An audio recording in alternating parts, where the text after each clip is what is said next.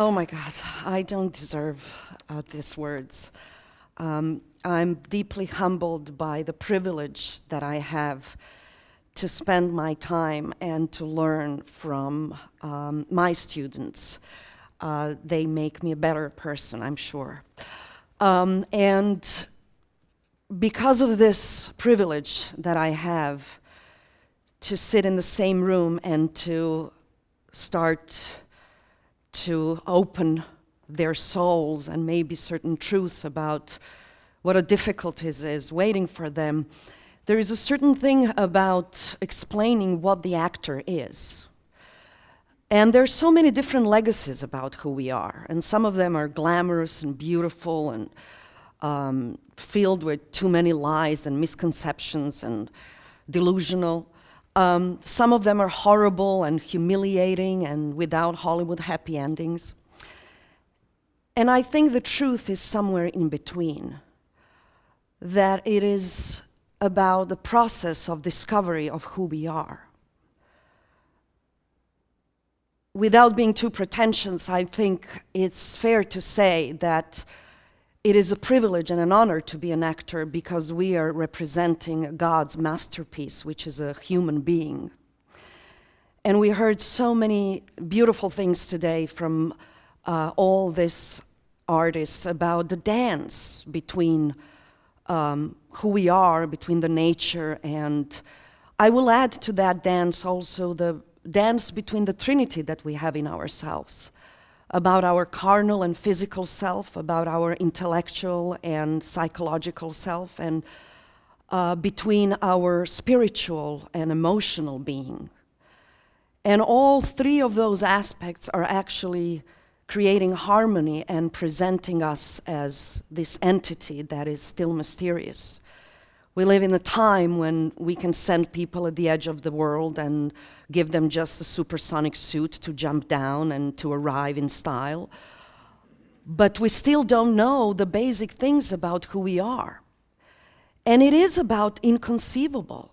It is about discovery, and it is about process of excavating something that is irrational and something that we all have it. And I think that's why there is a certain allure about acting, and I think everybody is an actor. Subconsciously or consciously, I'm sure that all of us in this room, and I mean people who are not actors professionally, have been in situations that they had to act. And maybe it is a survival instinct or impulse that has to get you out of the situation in which I think you're bridging the moment to moment and finding a way how to do it. And I think the most important part of our life is invisible. It is who we are, those are our emotions, and if we are really good actors, you can really hide what you really think. And you can really use words differently to actually hide the truth. And what actor does is actually opening up and exposing everything that is invisible, which is quite opposite of what normal people do, right? Considering that we try to survive by creating defense mechanisms for ourselves and keeping our treasure for us and people who are close to us. And yet actors are those who are exposed and who are opening up all the secrets of their being and even having experiences that they couldn't possibly have, that is going way beyond their expertise or their experience in life or their age. And that is when we touch something that it's present in all of us, and it's just maybe reflecting in a different things and platforms of existence. And that is a gift. What is a gift? What is a gift of being a performer? What does that mean? There is a legacy of performers being egomaniac, selfish, self-centered. And yes, of course, there are many of those, but there are many of the other ones too, which are actually coming from the place of humbleness. and sharing. Because in the end, I think we all have a longing to feel complete. And that need of completeness is reflecting in our need to communicate. And I believe in my heart that I think that's why everybody's allured by acting, because we communicate to each other. We communicate things that makes us closer to each other, that makes us stronger because we feel we are not alone, that allows us to be who we are, and it gives us permission not to be perfect because we are not perfect. And it is about recognizing our imperfections and celebrating them and having a sense of humor about it, not getting ourselves too seriously. And there is a certain magic in performance, because when we think about performance and a performing act, we can take out of equation the spectator and the audience member, because performer exists to be seen and to bounce its pain, dilemmas, truths, lies, joy, memories, existence, knowledge or ignorance with the other one. We can see each other in the mirror. It is only one dimension. We need one another to recognize who we are. And in that process of recognition with the spectator, there is a performer on the other side. And I think the most beautiful thing about is sharing, that we share this meeting place, which is performance. And performance is really a system of both of us. It is only completed when we are together in this process. And of course, a spectator comes and is expecting to receive. Actor is there to give, to share, to expose. And in that process, I think we are able to create a conscious dream, which is the place that we are both transported and yet we are in the same room. This need to excavate and to investigate the territories of our brain that they are invisible, being in one place but yet flying somewhere else, being so present in another world that maybe that other world feels more real than the real life. Somebody said that they wanted to be a performer because they can live many lives, and also they feel more real on stage than in the real life.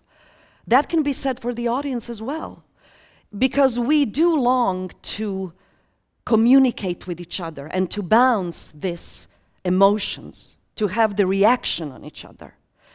And in some beautiful way, we are creating a solitude in public.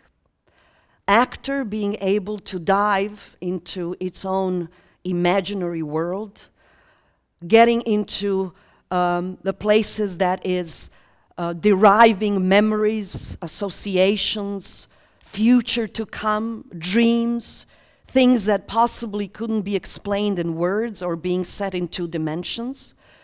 And by that experience, giving it to the audience member who is also receiving in that moment a gift that makes him or her creating her own solitude in public, which is a magical place. It is discovering something that has a 3rd dimension, something that we don't have to explain logically. So many things about our life are going and surpassing logic in so many different ways. And gift is one of them. Gift of giving and gift of receiving, learning how to receive and learning how to give. I think one of the most beautiful things about being a performer is also the fact that we can see ourselves and we can forgive ourselves. And in that process, we have to learn to forgive others. We need to see and recognize our imperfections, maybe make an attempt, hopefully, to be better, forgive ourselves, forgive others, and in that process to celebrate life and to celebrate one who gave us this privilege to live, although so little of it is known. And yesterday when we were rehearsing our talks, Chiwang came and he said, Mirjana, it will be wonderful if you can say something, personal, something about your story. And I was thinking, oh my God, like they're going to think actors are just talking about themselves. And I actually wanted to run away from all those stories. And I tried to remember some. And of course, there's so many. In my life, I was so privileged to work from, with most eclectic, amazing artists in most beautiful places to the war zones and everything in between. But actually, I think the point was that there is a certain story or there is a certain experience that can bring us closer to knowing how did we arrive in this place, or being a performer, or being able to expose yourself in a way. And I think, honestly, I don't have an answer for it. I don't think it's something that could be explained. It is the same thing like with music. How majestic and beautiful music is, and yet we don't know what that is. What is that in our brain that scientists are debating? Is it 90% of unknown or 70%? But I mean, even if it's 50% that we don't know about it, what is that in our brain? Where is that coming from? What are we deriving this dimension called art? Except that in the process of being in presence of art, we are becoming better. We are becoming more humble. We are becoming somebody that we are maybe supposed to be. We are forgetting in this speed of time and life that we live in about the most essential things about who we are, and that is about facing ourselves and being able to share our life with somebody else. We are more and more faced with, reality that people are not communicating on a deeper level. It's more of broad investigation, having thousands of followers, but actually not having a serious, deep, engaging, revealing, truthful thing. And within that, creating, a net of your own, of your support. So I don't know where is this coming from. I can only be grateful that I was in the presence of some who had it. I learned a great deal about it just looking at them and realizing that it's possible to be that kind of a human being.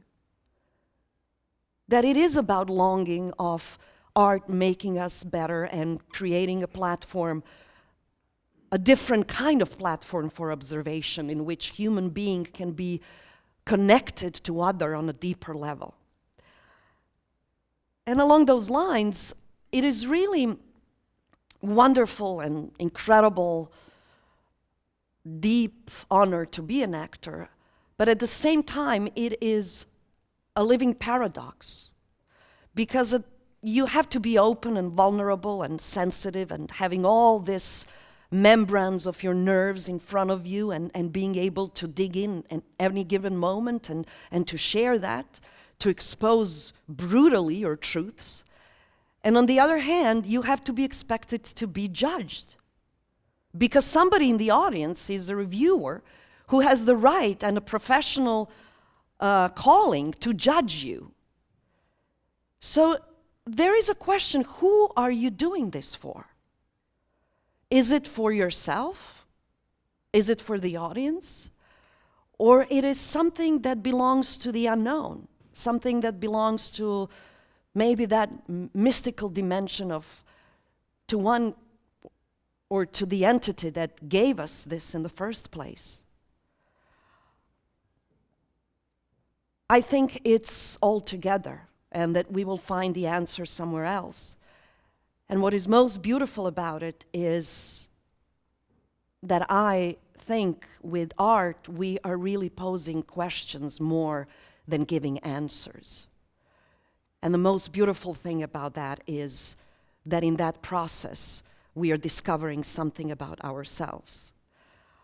There are different levels of what we do. It can be an entertainment and instant gratification and release of being able to spin out of your vicious circle.